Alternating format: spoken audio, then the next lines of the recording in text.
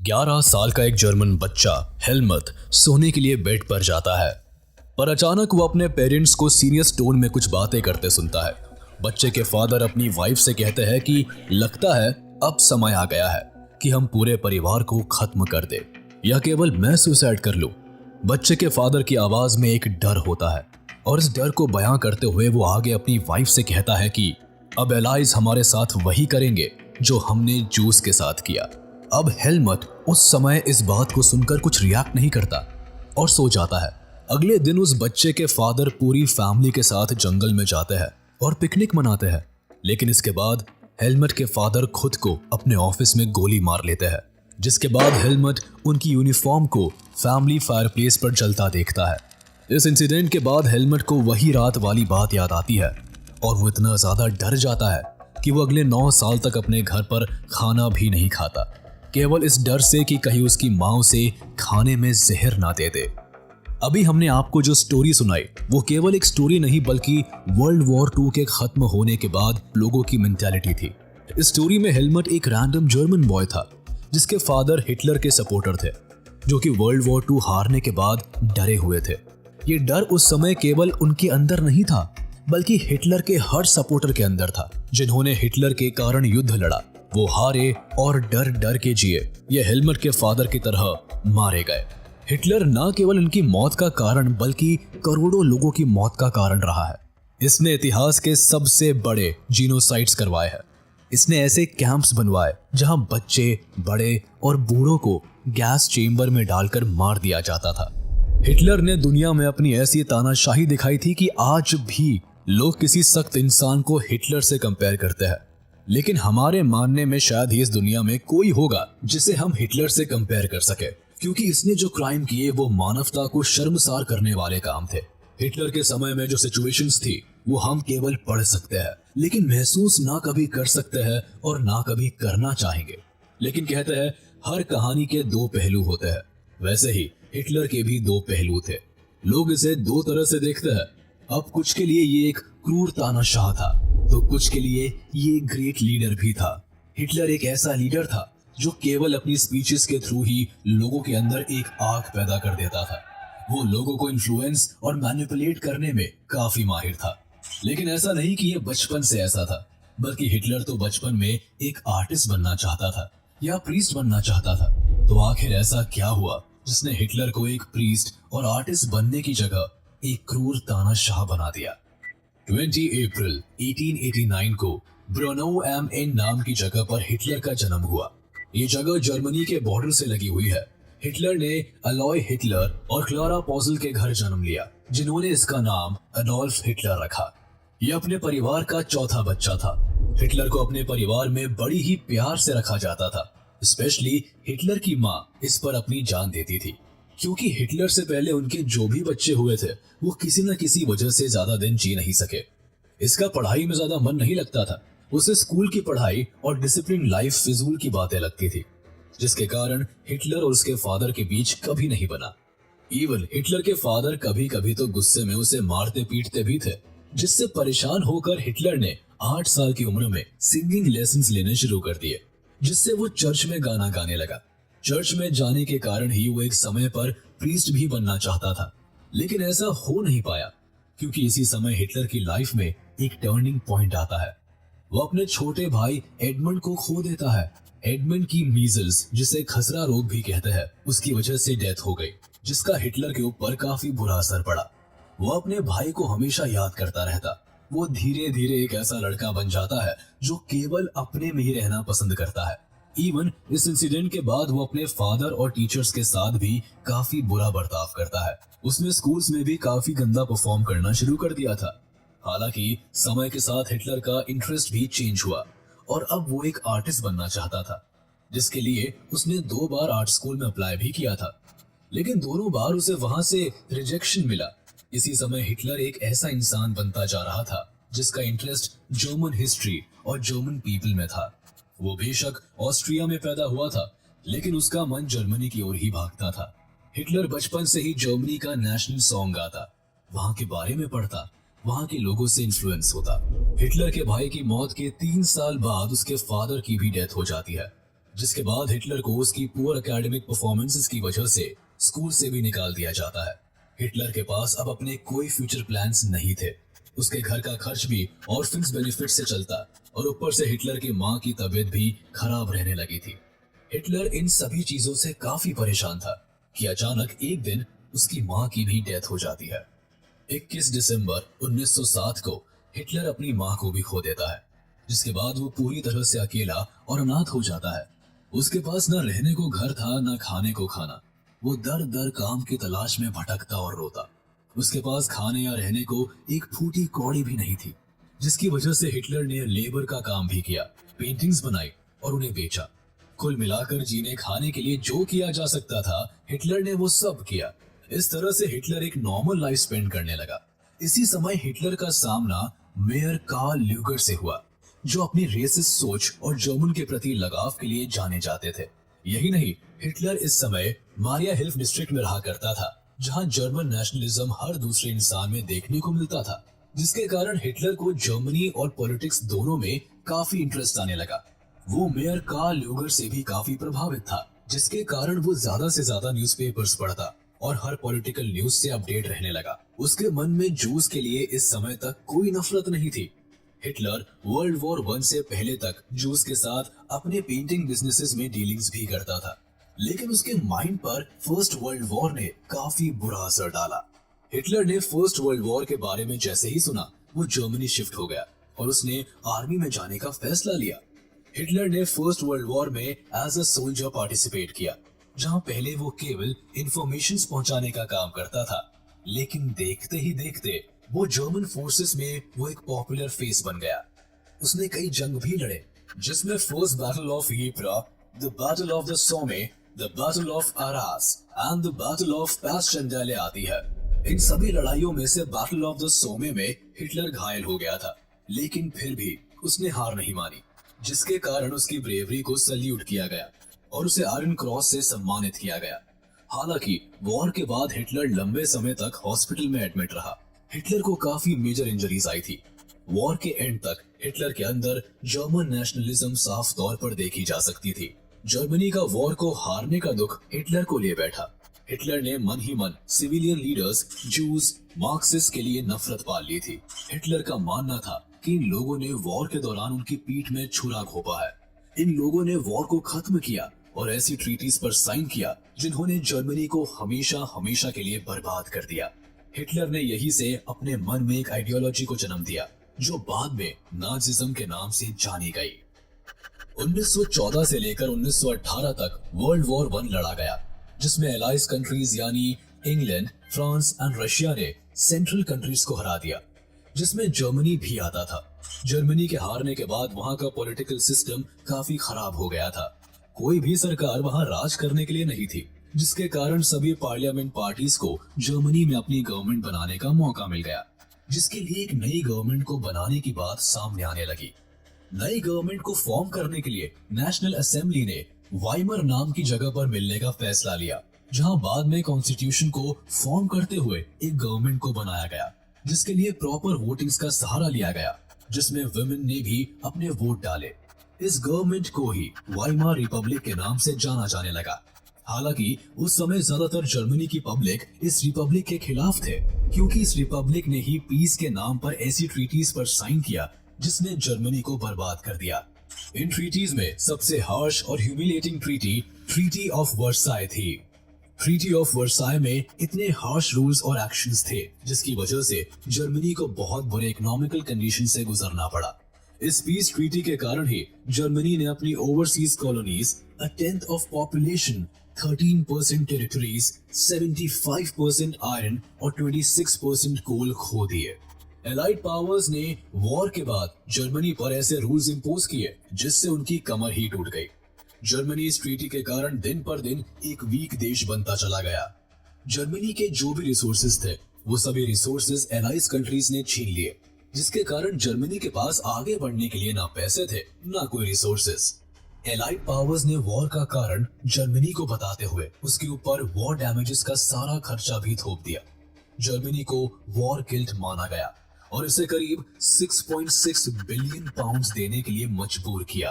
अब आप अंदाजा लगा लीजिए कि उस समय में 6.6 बिलियन पाउंड्स कितना ज्यादा अमाउंट होगा। इसके अलावा जर्मनी को अपनी आर्मी पर भी कंट्रोल लगाना पड़ा। कई लोग जर्मनी के खराब हालत का जिम्मेदार वाइमर रिपब्लिक और इनके द्वारा साइन की गई ट्रीटी ऑफ वर्साले को भी मानते हैं, इंक्लूडिंग हिटलर। अब वाइमर रिपब्लिक का दिन पर दिन विरोध होने लगा। कंजर्वेटिव नेशनलिस्ट मिलकर सोशलिस्ट, कैथोलिक्स और डेमोक्रेट्स पर अटैक करने लगे, क्योंकि ये लोग वाइमर रिपब्लिक को सपोर्ट करते थे। इस समय नेशनलिस्ट ग्रुप ने वाइमर रिपब्लिक के लीडर्स और सपोर्टर्स को नवंबर क्रिमिनल्स का नाम दिया। नेशनलिस्ट के अकॉर्डिंग ये सभी लोग जर्मनी के क्रिमिनल्स थे, जिन्होंने नेगोशिएट करके वॉर को एंड किया और हार्श ट्रीटीज पर साइन किया। नेशनलिस्ट के इस माइंडसेट ने जर्मनी के पॉलिटिकल डेवलपमेंट्स में कई चेंजेस देखे। हिटलर के माइंडसेट पर वर्ल्ड वॉर 1 के एंड रिजल्ट ने भी काफी भारी असर डाला।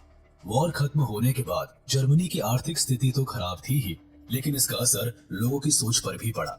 पॉलिटिशियंस और न्यूज़पेपर पब्लिशर्स ने मर्दों की एक अलग छवि प्लॉट करने की कोशिश की। उनके अकॉर्डिंग आदमी को अग्रेसिव, स्ट्रॉन्ग और मैस्कुलिन होना जरूरी था, वही वुमेन को केवल घर के कामकाज पर ध्यान देना जरूरी था। इसके अलावा ट्रेंच लाइफ को भी ग्लोरीफाइड किया गया। दरअसल वॉर के दौरान सोल्जर्स बड़े बड़े गड्ढे बनाकर उनमें रहते थे, जहाँ की असलियत मीडिया में दिखाई जाने वाली लाइफ से एकदम अलग थी। असल में सोल्जर्स को इन सभी गड्ढों में काफी परेशानियों का सामना करना पड़ता था। इन ट्रेंचेस में उन्हें harmful gases, rats, enemy shelling और गंदगी में रहना होता था। इसके अलावा उस समय वॉर प्रोपेगेंडा और नेशनल ऑनर का दौर भी देखा गया, जिसने पब्लिक को डिक्टेटरशिप की ओर ढकेल दिया। माइंडसेट के अलावा पॉलिटिकल चेंजेस भी देखे गए। वैसे वाइमर रिपब्लिक के खिलाफ ग्रुप्स फॉर्म्स होने लगे, जिसमें स्पार्टसिस्ट लीग एक ऐसा रेवोल्यूशनरी ग्रुप था जो रशिया के बोल्शेविक रेवोल्यूशन से काफी इन्फ्लुएंस था। लोग सोवियत स्टाइल गवर्नेंस अपने देश में भी चाहते थे, जिसके लिए दिन पर दिन प्रोटेस्ट होने शुरू हो गए। अब वाइमर रिपब्लिक ने इन सभी प्रोटेस्ट को शांत कराने के लिए एक मीटिंग की, जिसके बाद उन्होंने फ्री कॉर्प्स का सहारा लिया।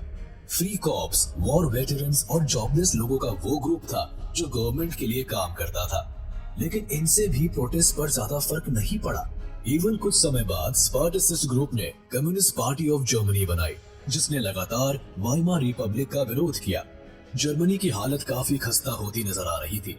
लोगों के पास खाने तक के पैसे नहीं थे, पर उन्हें अपनी वॉर की भरपाई भी करनी थी। जर्मनी के गोल्ड रिजर्व्स भी वॉर ने खाली कर दिए थे, जिस कारण इन्होंने एलाइज कंट्रीज को पैसा देने से मना कर दिया। जिसके बाद फ्रांस ने जर्मनी का लीडिंग इंडस्ट्रियल एरिया रोर पर कब्जा कर लिया। रोर में दुनिया का सबसे ज्यादा कोल पाया जाता है। इसके बाद जर्मनी ने अपनी बुरी सिचुएशन को ठीक करने के लिए पैसा छापना शुरू कर दिया। पैसे छापने की वजह से देश में नोट्स तो भर गए, लेकिन इनकी वैल्यू गिर गई।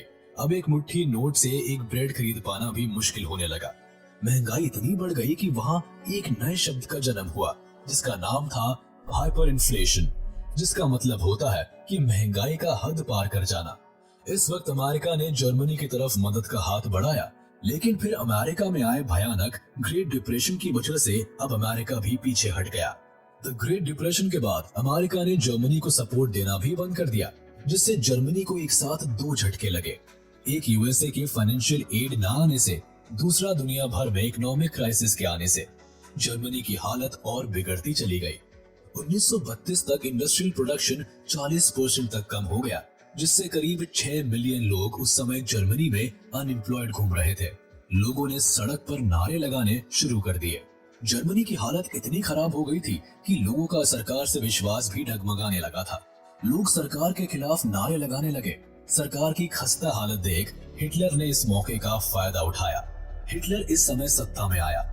यहाँ से हिटलर और नाजिज्म ने जर्मनी में अपनी अलग पहचान बनाई, और यहीं से शुरू हुई हिटलर का नो वन से जर्मनी का अडोल्फ हिटलर द डिक्टेटर बनने का सफर। आर्मी छोड़ने के बाद हिटलर ने 1919 में जर्मनी वर्कर्स पार्टी ज्वाइन की। ये ग्रुप उस समय इतना बड़ा नहीं था, जिस कारण हिटलर उस ग्रुप में बहुत जल्द शामिल हुआ और अपनी पॉपुलैरिटी बढ़ा ली। हिटलर ने इन सारे ग्रुप मेंबर्स को इकट्ठा किया और उनका सपोर्ट प्राप्त कर लिया, और इस ग्रुप का नाम बदलकर national socialist German workers party कर दिया, जो आगे चलकर नाजी पार्टी बनी। नाजी पार्टी नाजिज्म से बनी थी। नाजिज्म एक आइडियोलॉजी थी जो हिटलर के टाइम पीरियड में जर्मनी में इंट्रोड्यूस की गई। इसके अकॉर्डिंग लोगों को उनके रेस और अपीयरेंस से जज किया जाता था। लोगों को अपर क्लास और लोअर क्लास के हिसाब से ट्रीट किया जाता था। हिटलर जर्मनी पर राज करने के सपने के साथ निकल पड़ा। इसने अपनी पार्टी को धीरे धीरे बड़ा किया, जिसके बाद इसने 1923 में बावारिया नाम की जगह को सीज करने का प्लान बनाया, लेकिन उसमें ये बुरी तरह से फेल हो गया, जिसके बाद इसे अरेस्ट कर लिया गया, जहां जेल में ही बैठे बैठे ही हिटलर ने एक बुक लिख दी, जिसमें इसने अपने फ्यूचर प्लान्स और अपनी आइडियोलॉजी को साफ तौर पर बयां किया। इस बुक का नाम माइन काम्फ था, जिसका मतलब माय स्ट्रगल होता है। हालांकि ये बुक लोगों में फेमस नहीं हो सकी। हिटलर कुछ सालों बाद जेल से बाहर आया और दोबारा अपनी पार्टी पर काम करने लगा। हिटलर ने 1930 तक अपनी पार्टी को बड़ा करने के लिए गजब की मेहनत की और 1930 में हिटलर ने ग्रेट डिप्रेशन का फायदा उठाया और लोगों का सपोर्ट हासिल किया। इकोनॉमी स्लो डाउन के चलते जहां लोग पूरी तरह से अपना होप खो चुके थे, वहां हिटलर ने लोगों से एक बेटर फ्यूचर का वादा किया और अपना नाजी प्रोपेगेंडा चलाया। हिटलर ने अपनी इन्फ्लुएंशियल स्पीचेस के थ्रू लोगों को यह विश्वास दिलाया कि अगर वो उसे वोट देंगे तो वो हर साल में उन्हें एक खराब सिचुएशन से बाहर निकालेगा। इस दौरान हिटलर बड़ी बड़ी रैलीज करता, अपनी स्पीचेस देता। लोग इसकी बातों से इन्फ्लुएंस हो जाते, जिस कारण इसने बहुत कम समय में पूरे जर्मनी में अपना जादू चलाया, जिसका असर वोटिंग्स में देखने को मिला। 1928 में हिटलर ने पहली बार चुनाव लड़ा था, जहां उसे केवल 2.6% वोट मिले थे। लेकिन इस बार यानी 1932 में हिटलर को किसी भी दूसरी पार्टी से ज्यादा वोट्स मिले। कई रिपोर्ट से दावा करती है कि हिटलर को 1932 के इलेक्शंस में लगभग 38 मिलियन वोट्स मिले थे। इसके बाद हिटलर ने अपना असली रंग दिखाना शुरू कर दिया। दरअसल हिटलर इस बात को साफ तौर पर जानता था कि जर्मन कॉन्स्टिट्यूशन में इमरजेंसी और सस्पेंशन ऑफ सिविल राइट्स के प्रोविजंस है। बस इन्हें लागू करने के लिए इसे एक सही समय का वेट था, जिसके लिए ये शांत बैठा था। हिटलर की इतनी पॉपुलैरिटी देखकर 30 जनवरी 1933 को प्रेसिडेंट हाइडेनबर्ग ने हिटलर को जर्मनी का चांसलर बना दिया। 28 फरवरी 1933 को जर्मन पार्लियामेंट में एक मिस्टीरियस आग लग गई। हिटलर ने सिचुएशन का फायदा उठाया और पूरे जर्मनी में इमरजेंसी लगा दी, जिसमें सिविलियन से उनके सभी राइट्स को छीन लिया गया। इमरजेंसी के बाद हिटलर इनेबलिंग एक्ट लेकर आया, जिसके पास होने के बाद जर्मनी एक डिक्टेटर कंट्री बन गया। इस एक्ट ने हिटलर को जर्मनी की सारी पावर सौंप दी, जिसके बाद देश में जितनी भी पॉलिटिकल पार्टीज और यूनियंस थे उन्हें बैन कर दिया गया। हिटलर ने कंट्री की इकोनॉमी, मीडिया, आर्मी और जुडिशरी को पूरी तरह अपने कंट्रोल में कर लिया, जिसके बाद जर्मनी में हिटलर का नियम ही शासन बन गया। हिटलर ने स्पेशल सर्विलेंस और सिक्योरिटी फोर्सेस का भी इंतजाम किया, जो उसके खिलाफ साजिश करने वाले लोगों को पकड़ने का काम करते थे। अब हिटलर के पास जर्मनी की सत्ता तो थी, लेकिन उसे ऑपरेट करने के लिए पैसा नहीं था, जिसके लिए हिटलर ने जर्मनी को एक नई शेप देना शुरू कर दिया। हिटलर ने सबसे पहले हॉलमार्शाट नाम के इकोनॉमिस्ट को हायर किया, जिससे जर्मनी की हालत सुधर सके। हुआ भी ऐसा ही। हॉलमार्क के प्लान्स ने जर्मनी की हालत को सुधारा, जिसके लिए सबसे पहले वो full production and full employment के एम के साथ आगे बढ़ने लगा। इसके अलावा हिटलर के राज में फॉरेन पॉलिसीज में भी सुधार देखने को मिला। हिटलर ने सबसे पहले 1933 में खुद को लीग ऑफ नेशन से बाहर किया, फिर 1938 में राइनलैंड नाम की जगह को वापस अपने कब्जे में किया, साथ ही ऑस्ट्रिया और जर्मनी को दोबारा एक किया। इसके बाद हिटलर ने वेस्टर्न जर्मनी की ओर अपना रुख मोड़ा और चेकोस्लोवाकिया पर कब्जा कर लिया। हिटलर के इन सभी एक्ट्स में इंग्लैंड ने बिना बोले उसका सपोर्ट किया। वो इसलिए क्योंकि इंग्लैंड को लगता था कि वर्साइली ट्रीटी ने जर्मनी के साथ काफी बुरा किया था।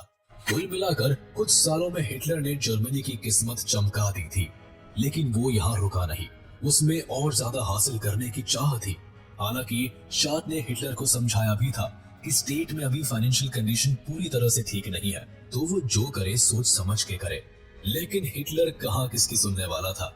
हिटलर इस इंसिडेंट के बाद सबसे पहले तो शाट को बाहर करता है और फिर इसने अपनी इकोनॉमिक कंडीशन को ठीक करने के लिए वॉर का डिसीजन लिया, क्योंकि उसके अकॉर्डिंग अगर जर्मनी ज्यादा से ज्यादा टेरिटरी को एक्वायर करेगा तो ज्यादा से ज्यादा रिसोर्सेज उनके अंडर आएंगे, जिससे उनकी फाइनेंशियल कंडीशन सुधर सकेगी। सितंबर 1939 में हिटलर पोलैंड पर हमला बोल देता है, जिसके बाद फ्रांस और इंग्लैंड भी वॉर में शामिल हो जाते हैं। वो इसलिए क्योंकि जिस तरह वर्ल्ड वॉर 1 में ब्रिटेन बेल्जियम का साथ देने का वादा करता है, उसी तरह ब्रिटेन ने पोलैंड के साथ भी एक ट्रीटी साइन की होती है। जिसके अकॉर्डिंग ब्रिटेन को पोलैंड का साथ देना होता है। वहीं दूसरी ओर जर्मनी ने इटली और जापान के साथ एक ट्राइपार्टाइट पैक्ट साइन किया होता है, जिससे वो अपनी इंटरनेशनल लेवल पर पावर बढ़ा सके। देखा जाए तो 1940 तक वर्ल्ड वॉर 2 में जर्मनी के हालात अच्छे थे, लेकिन अपनी पावर के नशे में हिटलर यहाँ एक गलती कर देता है, जिसके कारण जर्मनी वॉर हार जाता है। दरअसल जैसे ही हिटलर को दिखता है कि वो वॉर जीत रहा है, वो लगे हाथ अपने सालों से देख रहे सपने को भी सच करना चाहता है, जिसके अकॉर्डिंग हिटलर ईस्टर्न यूरोप पर कब्जा करना चाहता है। इस सपने को पूरा करने के लिए हिटलर 1941 में सोवियत यूनियन पर वॉर डिक्लेयर कर देता है, जिसके बाद हिटलर वेस्ट में ब्रिटेन और ईस्ट में सोवियत यूनियन को एक साथ संभालने में नाकामयाब हो जाता है और जर्मन आर्मी को ही बर्लिन तक खदेड़ देती है, जिससे सोवियत यूनियन का भी दुनिया में एक नया दौर देखने को मिलता है। अमेरिका अब तक वॉर से बाहर रहता है, लेकिन जापान पैसिफिक ओशन में अमेरिका के पर्ल हार्बर पर अटैक के कारण अमेरिका भी वॉर का हिस्सा बन जाता है। ये वॉर लंबी चलती है। हिटलर को दिख रहा होता है कि अब उसका वॉर पर से कंट्रोल छूट रहा है, लेकिन वो वॉर एंड होने तक बर्लिन में ही रहने का फैसला लेता है और इसी जगह हिटलर रहस्यमयी तरीके से खुद को और अपनी वाइफ को गोली मार देता है। खुद को शूट करने से पहले हिटलर अपने एसएस फिजिशियन वर्नर हास से पूछता है कि सुसाइड करने का सबसे अच्छा तरीका क्या है, तो वो हिटलर को पिस्टल और पॉइजन के बारे में बताता है, जिसके बाद हिटलर खुद को गन से शूट करता है और दुनिया के सबसे खतरनाक तानाशाह का अंत हो जाता है। अपने पूरे टाइम पीरियड में नाज़ीज मास मर्डरिंग के दोषी पाए जाते हैं। नाजिज्म के अकॉर्डिंग कोई भी इंसान इक्वल नहीं है। सोसाइटी में अपर क्लास और लोअर क्लास मेंटालिटी एग्जिस्ट करती है। लोगों को रेशियल तरह से ट्रीट करना चाहिए। केवल वो लोग सोसाइटी के टॉप लोगों में आते हैं जो ब्लॉन्ड, ब्लू आइड और नॉर्डिक जर्मन आर्यंस की कैटेगरी में आते हैं। बाकी जूस को नाजिज्म के अकॉर्डिंग सोसाइटी का सबसे लोअर क्लास माना गया था। इन्हें नाजी लोगों का दुश्मन कंसिडर किया जाता था। कुल मिलाकर लोगों को उनके फिजिकल अपीयरेंस के अकॉर्डिंग ट्रीट किया जाता था। नाजीज केवल pure and healthy Nordic Aryans को सोसाइटी में प्रेफरेंस देते थे। हिटलर के राज में स्पेशली जूस पर ज्यादा अत्याचार किया गया। नाजी जूस को अपना दुश्मन मानते थे। ये दुश्मनी सालों पुरानी थी। नाजीज का मानना था कि जूस क्राइस्ट के किलर्स थे। जूस के साथ मिडीवल टाइम से ही काफी भेदभाव किया जाता था। किन जूस से नफरत का सबसे बड़ा प्रेजेंट कारण था जर्मनी का वर्ल्ड वॉर 1 में हार जाना। हिटलर का मानना था कि इन्हीं लोगों ने फाइनेंशियली अलाइज की मदद की है, जिसकी वजह से उन्हें हार का मुंह देखना पड़ा। हिटलर ने जूस को हमेशा ही इंटरनल ट्रेटर की तरह ही देखा। इन्हें रहने के लिए भी एक सेपरेट एरिया प्रोवाइड किया गया था, जिसे उस समय लोग गेटोस के नाम से जानते थे। हिटलर इन्हें रेस के अकॉर्डिंग डिफाइन करता था, जिस वजह से उसका मानना था कि इनका कन्वर्शन करने से भी कोई फायदा नहीं होगा, बल्कि फाइनल एलिमिनेशन ही इनका सॉल्यूशन है। और इस फाइनल एलिमिनेशन का मतलब था मौत। हिटलर का मानना था कि देश के यूथ का पॉलिटिक्स में एक्टिव होना जरूरी है। उसका मानना था कि एक स्ट्रॉन्ग नाजी सोसाइटी केवल देश के यंगस्टर्स को नाजिज्म पढ़ाकर ही बनाई जा सकती है। हिटलर ने स्कूल्स में भी बच्चों को जूस से नफरत करना सिखाया। उसने सबसे पहले सभी जूस टीचर्स को स्कूल से निकाल दिया। उसके बाद सभी नाजी बच्चों को जूस के साथ बैठना अलाउड नहीं था। बच्चों को भेदभाव सिखाया जाने लगा। हिटलर ने फिजिकली हैंडीकैप्ड बच्चों को स्कूल से बाहर कर दिया और बाद में उन्हें गैस चेम्बर में डाल दिया गया। केवल गुड जर्मन्स को ही स्कूलिंग का अधिकार था। इवन नाजिज्म को बच्चों की टेक्स्ट बुक में इंट्रोड्यूस किया गया और उन्हें सिखाया जाने लगा कि उन्हें लॉयल और सबमिसिव बनना चाहिए। साथ ही जूस से नफरत करनी चाहिए और हिटलर की वर्शिप करनी चाहिए।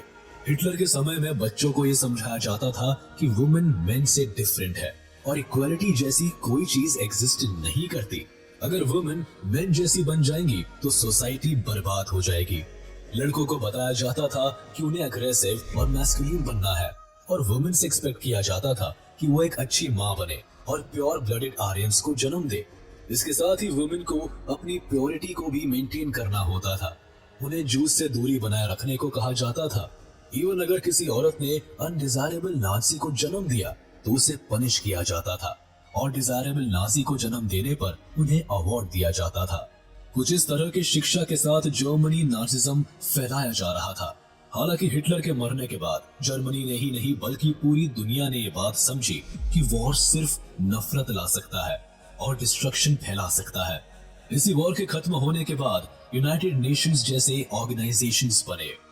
हमें उम्मीद है कि आपको हमारा ये वीडियो पसंद आया होगा, तो इसे लाइक शेयर जरूर करेंगे और चैनल को सब्सक्राइब कर